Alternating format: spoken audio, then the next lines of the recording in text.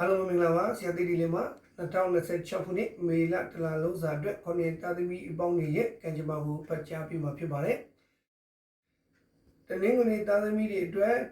2026ခုနှစ်မေလတလလုံးအတွင်းမှာအလောက်ကိုင်ငွေကြီးလုပ်ငန်းတွေနဲ့ပတ်သက်ပြီးတော့အခွင့်အလမ်းကောင်းတွေပေါ်ပေါက်လာတတ်ပါသေးတယ်။ကိုကြီးမဆမှုတွေနဲ့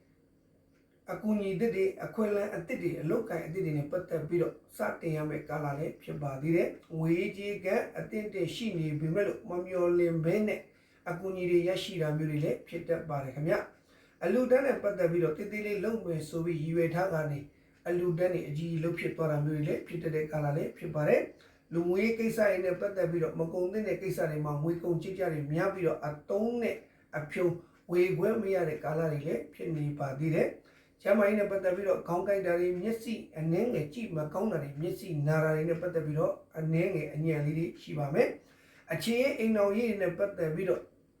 မိမိတို့ရဲ့ချဲရတဲ့သူတွေနဲ့အထင်မှားမှုတွေနော်စကားမရှင်းဖြစ်မှုတွေ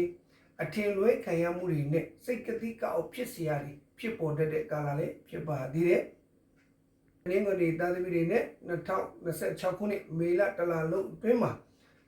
အခက်ခဲအကျင့်တွေကိုကျော်လွှားနိုင်ဖို့ဆိုရင်တော့မေတ္တာတုတ်ကိုနာနာယူပြီးတော့အခက်ခဲတွေကနေကျော်လွှားနိုင်မှာပဲဖြစ်ပါတယ်ခင်ဗျာ။ဒီလာသားသမီးနဲ့ပတ်သက်ပြီးတော့မေလတလလုံးအတွင်းမှာအလောက်ကိုင်ငွေကြီးအခက်ခဲတွေနဲ့ပတ်သက်ပြီးတော့ကိုကြီးမဆောင်တွေရရှိမဲ့ကာလလည်းဖြစ်ပါတယ်။မထင်မှတ်ထားတဲ့သူရဲ့တလကောင်းမိမိရဲ့အုပ်ထိန်သူအကြီးကဲမိတ်ဆွေအပေါင်းအသင်းအချစ်ခင်ရဆုံးပုဂ္ဂိုလ်တွေစီကနေပြီးတော့အကူအညီတွေရရှိမဲ့ကာလလည်းဖြစ်ပါတယ်။ငွေကြီးအနေနဲ့ပတ်သက်ပြီးတော့အဝေးလေးဖြောင်းတယ်လို့အထွက်လေးဖြောင်းနေမဲ့ကာလလေးဖြစ်ပါတယ်ငွေကြီးနဲ့ပတ်သက်ပြီးတော့သူတစ်ပါးတွေကိုခြိတာငါတာပေးတာယူတာကမ်းတာအာမခံတဲ့ကိစ္စရပ်တွေကိုအထူးရှောင်ကြရမယ့်ကာလလေးဖြစ်ပါသေးတယ်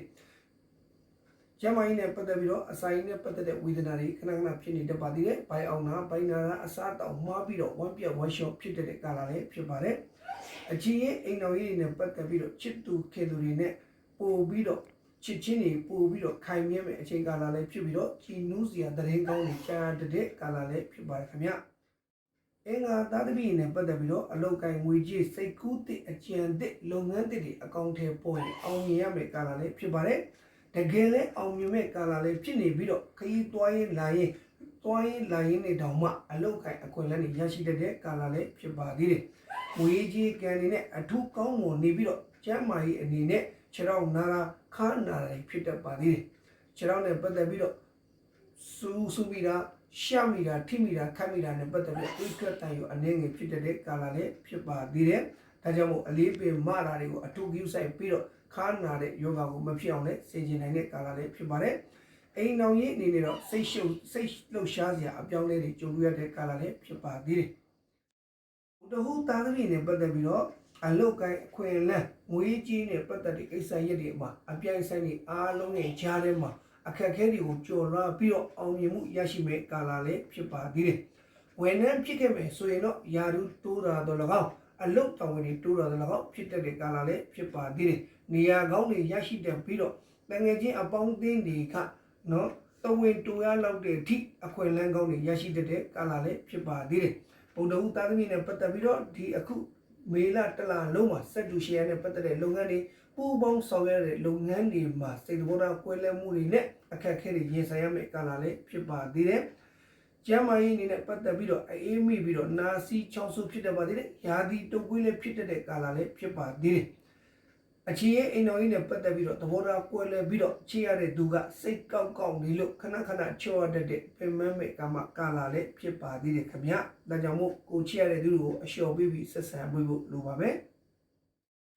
ကျတာပရိသတ်သမီးနဲ့ပတ်သက်ပြီးတော့အလောက်ကိုင်ငွေကြီးအခက်ခဲတွေအားလုံးအစဉ်ပြေနဲ့ချောမွေးနဲ့ပြည်စည်းအောင်မြင်မဲ့ကာလလည်းဖြစ်ပါသေးတယ်။ကျတာပရိသတ်သမီးနဲ့ပတ်သက်ပြီးတော့ပညာရဲ့တစ်ခုသို့မဟုတ်သင်တန်းတွေတက်ရတဲ့ကာလလည်းဖြစ်ပါသေးတယ်။မိသားစုပိုင်းလုပ်ငန်းတွေရတော့၎င်းမိမိလက်ရှိလုပ်နေတဲ့လုပ်ငန်းတွေရတော့၎င်းမထင်မှတ်ဘဲနဲ့အကျိုးမြတ်တွေရရှိတဲ့ကာလလည်းဖြစ်ပါသေးတယ်။ငွေကြီးနဲ့ပတ်သက်ပြီးတော့စုဆောင်းခြင်းနဲ့စိတ်တွေခဏဖြစ်နေပြီးတော့မရမကစုဆောင်းတတ်တဲ့ကာလလည်းဖြစ်ပါတယ်။ဒါကြောင့်မို့ဒီကာလအတွင်းမှာကိုချစ်ရတဲ့သူတွေရတော့မှကိုကစီနေလို့ထင်ခံရတဲ့ကာလလည်းဖြစ်ပါသေးတယ်။ကျမ်းမာရေးနဲ့ပတ်သက်ပြီးတော့ထွေထူးဘာမှစိုးရိမ်စရာမရှိတော့လည်းပဲပင်ပန်းနေတဲ့အတွက်အနာယူဖို့လိုအပ်ပါလိမ့်မယ်ခင်ဗျာအိမ်တော်ကြီးနဲ့ပတ်သက်ပြီးတော့ အချစ်ရဲ့အိမ်တော်ကြီးနဲ့ပတ်သက်ပြီးတော့တည်ငြိမ်အေးချမ်းသောအချစ်ကိုပိုင်ဆိုင်ရတဲ့ကာလလေးဖြစ်ပါတယ်ခင်ဗျာ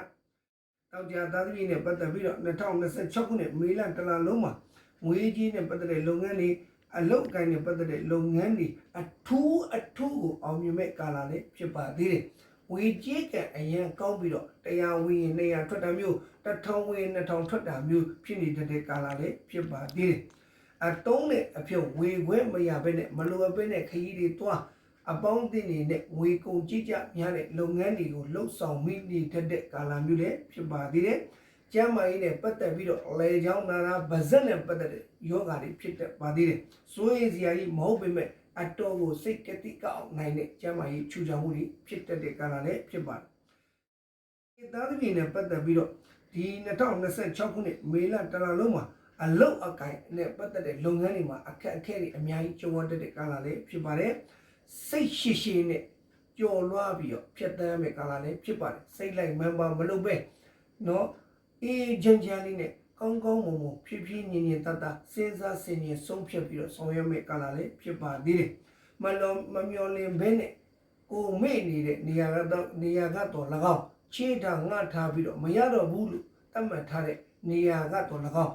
ငွေတွေပြန်လည်ရရှိတတ်တာမျိုးဖြစ်တဲ့ကာလလေးဖြစ်ပါတယ်။မြေကိစ္စအိမ်ကိစ္စနဲ့ပတ်သက်ပြီးတော့စိတ်ရှိရတဲ့ကာလလေးဖြစ်တယ်လို့မြေယာကိစ္စနဲ့ပတ်သက်ပြီးတော့လည်းစကားပြောဆိုရတဲ့ကာလလေးဖြစ်ပါသေးတယ်။အိမ်ကိစ္စနဲ့ပတ်သက်ပြီးတော့အိမ်မှာမနေခြင်းပဲအပြင်းနေပဲရှောက်ပြီးတော့ထွက်ချင်တဲ့စိတ်တွေဖြစ်တဲ့ကာလလေးဖြစ်ပါသေးတယ်။အိမ်တော်ကြီးအခြေရေးနဲ့ပတ်သက်ပြီးတော့တာယာတဲ့မိသားစုဘဝကိုရရှိပိုင်ဆိုင်ခံစားရမယ့်ကာလလေးဖြစ်ပါတယ်ခင်ဗျအားလုံးကိုကျေးဇူးတင်ပါတယ်ဆရာသိကြီးလေးပါ